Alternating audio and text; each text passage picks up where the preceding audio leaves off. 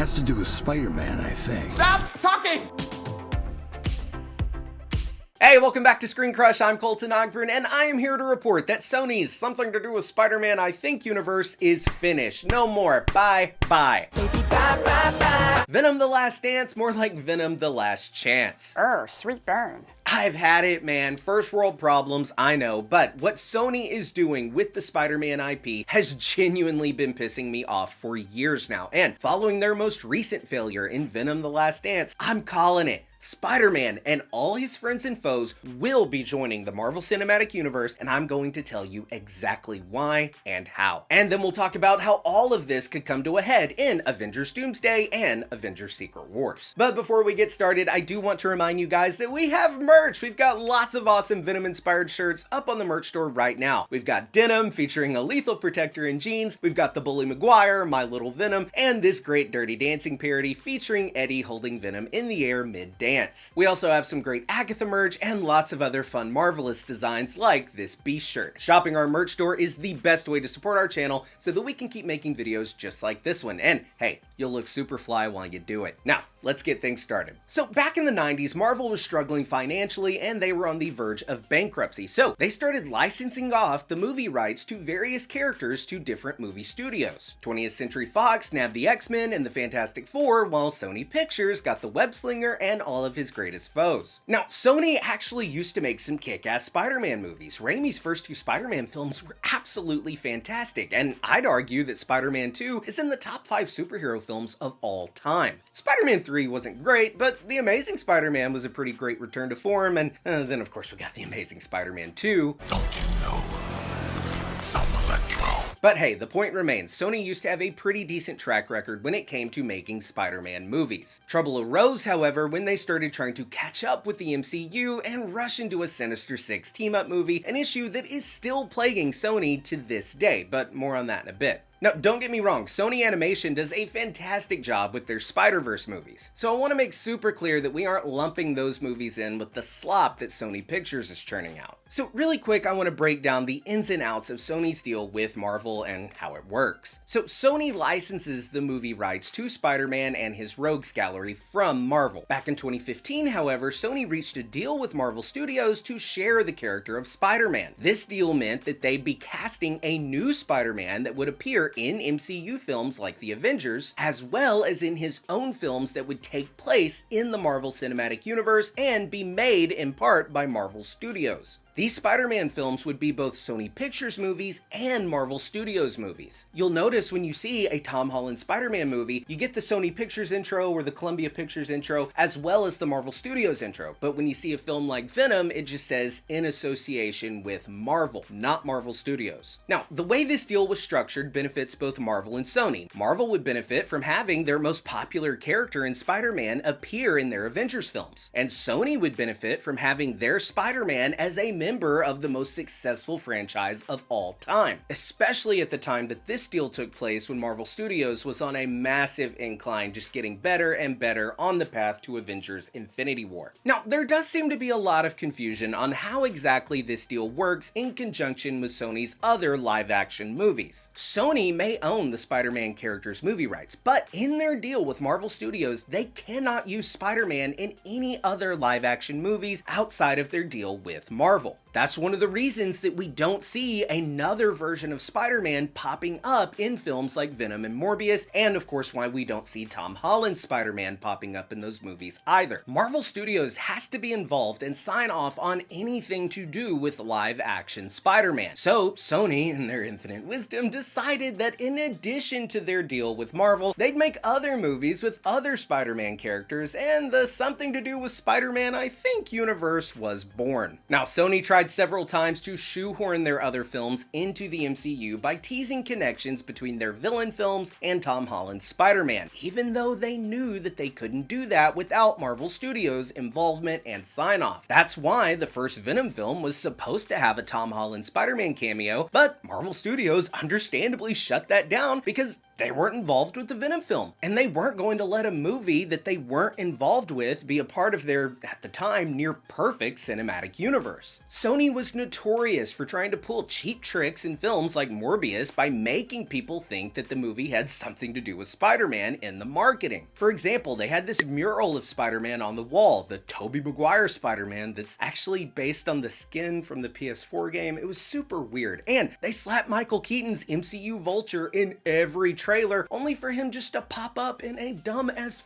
post-credit scene that makes zero sense and gave us this beauty. Has to do with Spider-Man, I think. And then, in Let There Be Carnage, they gave audiences a gigantic middle finger by teasing a Venom and Spider-Man matchup that never happened, and they damn well knew it wasn't going to happen. It was just yet another attempt at trying to force Marvel Studios' hand and take advantage of their complex sharing deal with the Spider-Man character. So ultimately, what was supposed to be a tease for a Venom and Spider-Man crossover just wound up being Eddie and Venom in a bar in Mexico and another post-credit scene getting drunk and talking about Thanos. Tell me again about your purple alien that loves stones. Only to then get teleported right back to their universe without ever coming in contact with Spider-Man. And then Venom The Last Dance retconned the whole damn thing. Eddie and Venom no longer get sent back to their universe via the Forget Peter Parker spell. No, now they get sent through one of Noel's stupid portals, and that bullshit just pissed me off right from the start of the movie. It was another blatant example that Sony has no plan and no respect for the audience that loves these Marvel movies. And guys, I know I'm getting kind of worked up, and when I get worked up, I get anxious. And when I'm anxious, I have a bad habit of biting my lip. So I needed something to help me get rid of those bad oral fixation habits and replace them with a positive one. That's why I started using Fume. They're the sponsor of this video. Hold on now, person. Is that a vape? It's not a vape, it's not electronic, and it doesn't have pods filled with potentially harmful chemicals. Instead, it has these plant-based cores that are infused with natural flavors to create natural flavored air. You see, the flavored air category is quickly becoming the leading alternative to vaping and smoking. Fume contains no nicotine, it is not addictive, and it contains non-toxic flavors. Instead, it contains plant-based flavors like spearmint ice, cinnamon hearts, and my current favorite, crisp mint. Oh, that's why your breath has been smelling so nice lately.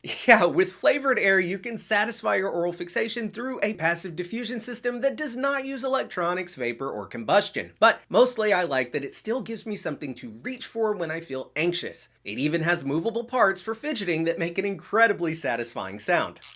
Fume has served over 300,000 customers like myself, and you can be their next success story. For a limited time, use my code ScreenCrush to get your free topper. It's the perfect accessory to your Fume device. Slip it onto the mouthpiece for a softer, warmer feel. It's chewable for those who love to fidget, and it's reusable. So head to tryfume.com, that's tryfum.com, and use the code ScreenCrush or scan the QR code on screen to get your free Fume topper when you order your Journey Pack today. Now, look, I do have to admit, the first Venom actually has a special place in my heart, and I thought that movie was decent, hell, maybe even good. So, Sony had a win on their hands with that first Venom movie, and that could have blossomed into a very successful franchise. Not the something to do with Spider-Man universe, but instead the everything to do with Venom universe. The character of Venom could have carried a franchise of his own. He could have been their Spider-Man. Sony could have had an independent, successful franchise as well as a successful franchise with Spider-Man in the MCU. They could have done both things had they been committed to quality. Venom should have been the center focus of this Sinister Six saga that Sony was so determined to make. Have Venom getting hunted by Kraven, have him fight Morbius, and then have all of them team up to fight, hell, Null. That sounds awesome, but in order for anyone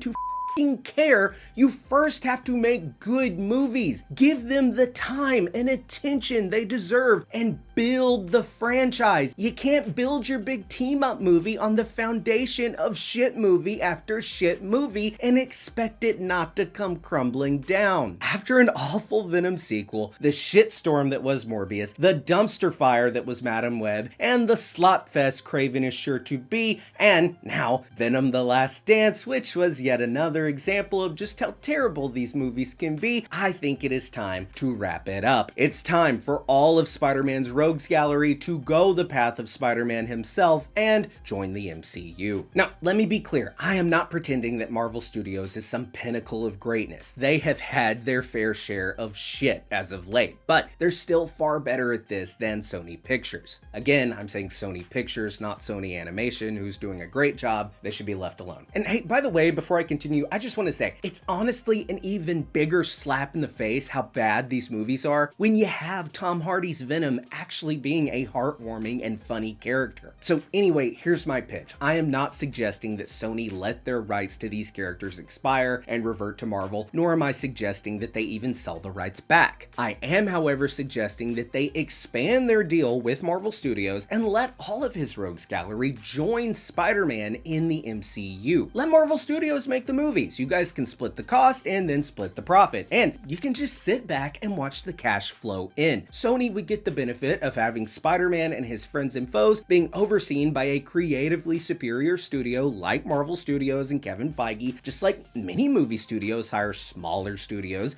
to make the films that they distribute. That's pretty much what happens with the Tom Holland Spider-Man movies, so why not do that with all of them? Why not?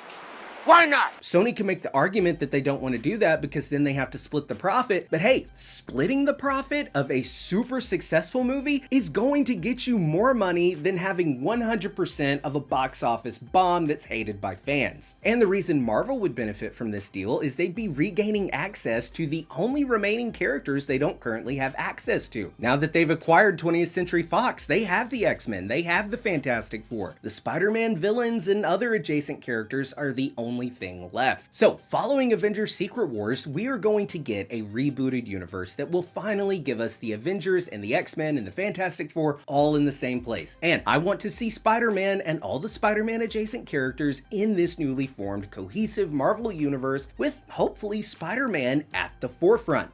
This is insane. Oh, and guys, by the way, I wanted to let you know we are going on tour with our ScreenCrush live show. So wait, what happens at a live show? Oh man, we are going to show the things that they won't let us show here on YouTube, and we're going to have fun, nerdy debates like, for instance, I like Joker too. Boo! We're also planning to have special guests, exclusive videos, and merch, trivia, but most importantly, Ryan and myself want to see you guys live and in person. We did a live show back in February, and it was so much fun just to be surrounded by our fellow nerds. Some of you are not good-looking people.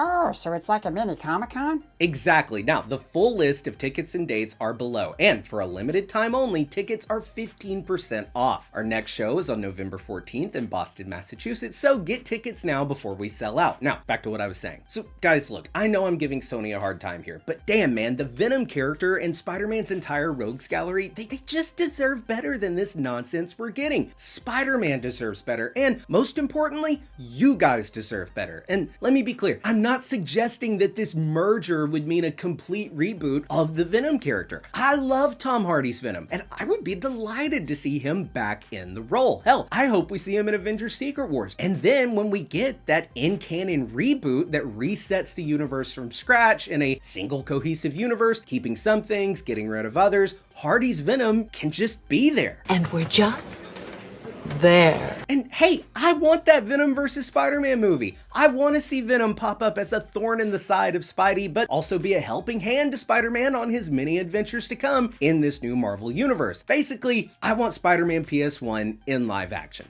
Jeez, one little mistake. We said we're sorry. Yeah, whatever. So guys, hit me up on Twitter or on our Discord, link in the description below, to let me know your thoughts on Sony's Something to Do with Spider-Man I Think universe and what's next for Venom overall. If you're new here, please do be sure to subscribe and smash that bell for alerts. For ScreenCrush, I'm Colton Ogburn.